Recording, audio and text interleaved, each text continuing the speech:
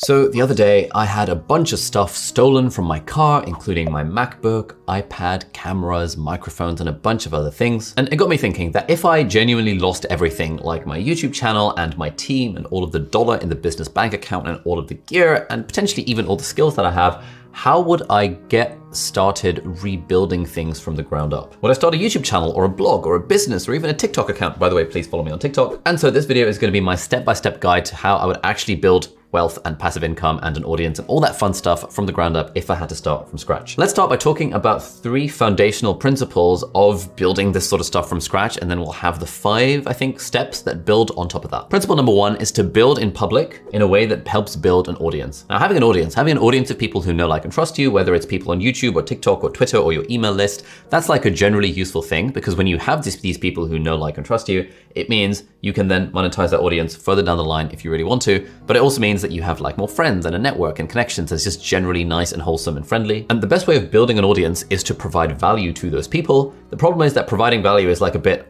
like nebulous. Like, what does providing value even mean? How do you figure out what kind of value you provide? And so an easy way to build the right sort of audience is to, like, when you're starting from scratch and building your thing, to build it in public, i.e. to document the journey of building your thing. And so if I were to start any new business from scratch, or a YouTube channel or a blog or a book or of any kind of venture, I would be documenting the process and like writing down, or maybe even making YouTube videos or blog posts about what it's like to do that, what resources I'm using, what interesting things I've learned. Every time I read a book that helps me with my business, I would be summarizing the key insights from that book that really helped me and putting it out for free out there on a blog, and then sharing the link on Twitter or my Facebook page or my Instagram page or anything that helps get the word out that, hey, this is me, I'm building in public, and you can follow along for the journey if you like. That leads us on to principle number 2, which is to provide value first and do not expect quick returns. Let's hear from one of my mentors from afar, Gary Vaynerchuk, on this point. I was very focused on leveling up, and I really believe the one great piece of advice, if you want to take anything from this talk, is we have to start realizing that giving and doing things in business without expectation of return from the other individual is probably the greatest leverage that you could ever deploy in your business life, though it is extremely rare in today's business environment. And it has absolutely been the bedrock of what has allowed me to win. And so what Gary's saying here basically is that provide value without the expectation of anything in return. And so while building my business, I'd be providing value, as we're going to talk about in the steps, but I'd also be building in public, documenting my journey, and all of this would be without the expectation of anything in return. I would not be trying to sell anything to my audience. I wouldn't be trying overly hard to be pushy and get them to sign up to my mailing list. I would be creating this value, creating this content without the expectation of anything in return. And weirdly, by doing that, as a side effect, I'm going to build up an audience of people who know, like, and trust me alongside. And principle number 3 is that whatever I'm doing, I'd want to target a market that's filled with people that I actually care about. So for example, if it was me, the market I'd be targeting is YouTubers, creators, bloggers, these sort of like creative entrepreneur type people on the internet. And I'd be trying my best to build a business around that specific audience. I wouldn't particularly try and build a business for new mums because I have no experience of what it's like being a new mum, but I've got friends who are new mums who are very, very familiar with that audience, who love hanging out with new mums, and therefore it would make sense for them to build a business around that particular audience. And there's a really nice quote from Steve Jobs where he talks about this idea of passion. People say you have to have a lot of passion for what you're doing, and it's totally true. And the reason is because it's so hard that if you don't, any rational person would give up. It's really hard, and you have to do it over a sustained period of time. So if you don't love it, if you're not having fun doing it, and you don't really love it, you're going to give up. And then our late friend Steve goes on to say that if you look at anyone who's kind of successful by society's definitions, normally they found a way to enjoy the thing that they're doing, and they loved it so much that was what allowed them to persevere. And so coming back to this idea of building a business from scratch, one way to increase our odds of enjoying the thing that we're doing is to target the right sort of audience, to build a business for the people that we already care about, rather than for a completely new audience that we have no empathy or enjoyment with. So those were the 3 foundational principles. Let's now get into the 5 kind of actionable-ish practical steps that I would take if I was starting from scratch. Step 1 is that I would learn a monetizable skill that helps the people that I care about. In my case, the people that I care about would be creators, YouTubers, bloggers, those sorts of people. Probably YouTubers, given that I have so much familiarity with that space and I can empathize with the needs of them, and I enjoy hanging out with YouTubers, and it's just like cool people generally. And so I'd be trying to learn a skill that can help YouTubers. Now, what are the skills that can help YouTubers? Well, the first one is video editing. Every YouTuber beyond a certain size needs help with their video editing. And so if you can provide them a service as a video editor for their videos, you can make friends with that YouTuber, make friends with their network, and that's a way of building a business around this idea of creators.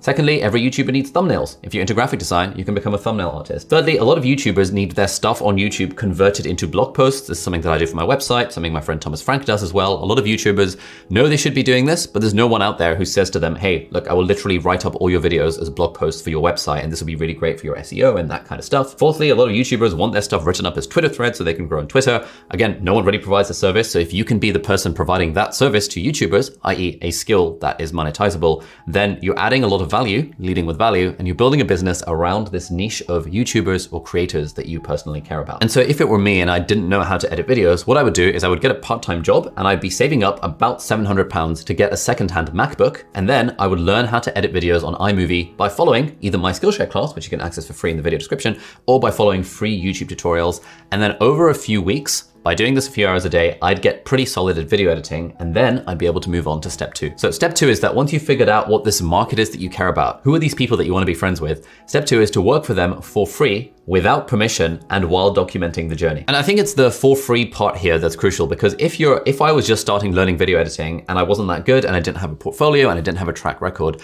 I couldn't really approach a YouTuber and say, hey, I want you to pay me to edit your videos, because like, why would they take a chance on me?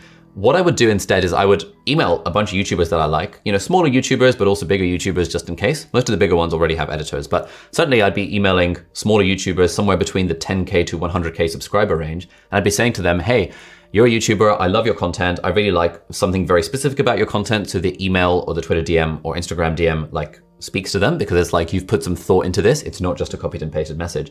And I'd be saying to them that, look, I want to edit your next video for you completely for free. All you have to do is send me a Dropbox or a Google Drive or a WeTransfer link with the raw files, and I will create an edit for you in your style completely for free. And you can have it and you can use it on your channel. And if you like it, then we can talk about maybe working with me on a paid basis further down the line. Now, if you do this with enough people, there's almost no way that someone isn't going to reply to you and being like, all right, yeah, this sounds like a good idea. You're offering to do this for free. Here is a Google Drive link to my raw footage from my latest video. Let's see what you can do. And now you have a project. You're working for free, and someone has given you the chance where you've got the ability to actually edit their video in as best a way as you can. Now, video editing does require permission. You do need to email someone and ask them to send you their raw files, because most YouTubers don't like publicize their raw files, but there are things that you can do completely without permission as well. One of those things is creating thumbnails. So you can find a YouTuber or a bunch of YouTubers' channels that you like, and you can redesign the thumbnails for them based on what their current style is, and you can email them being like, hey, here are some thumbnails I designed. These might be an alternative to these sorts of thumbnails. I think they would work better than the current thumbnails you've got because of reasons A, B, and C.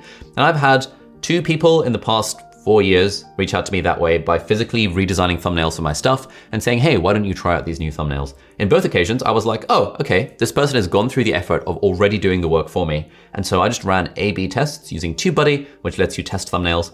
In the end, it turned out that those 2 people, their thumbnails were worse than my ones were anyway. But the principle was good. Like, I really respect the hustle of them emailing me with the work already done. So it was very easy for me to say yes to. And now if you're a thumbnail designer, you can do this with basically any YouTuber.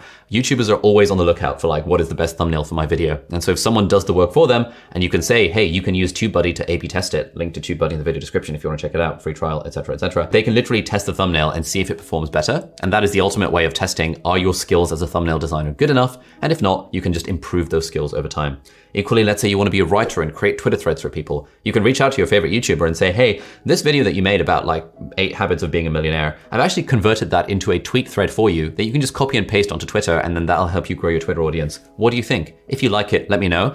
And we can talk about potentially working together further down the line. These are ways that you can work for the people you care about, in my case, YouTubers, without asking them necessarily for permission, and you can do it for free to get your foot in the door. And then of course, while doing all this, I'd be documenting the journey. I'd be having my own YouTube channel where I talk about, all right, guys, I've just sent 18 emails today to my favorite YouTubers. Let's see who responds. Oh my God, this person responded. All right, time to edit that video. I'd be documenting the journey. And if starting a YouTube channel is too hard, I just do it through the form of a blog and Twitter threads and stuff like that. And so step 2, work for free for your favorite people, like this target market that you care about. Do it without permission if you can, and document your journey while doing so. And then once we've done enough of that, we now have a portfolio So I'd be building like a personal website using something like Ghost or Squarespace or Notion, or there's all sorts of free ways to build a website, or even very cheap ways to build a website.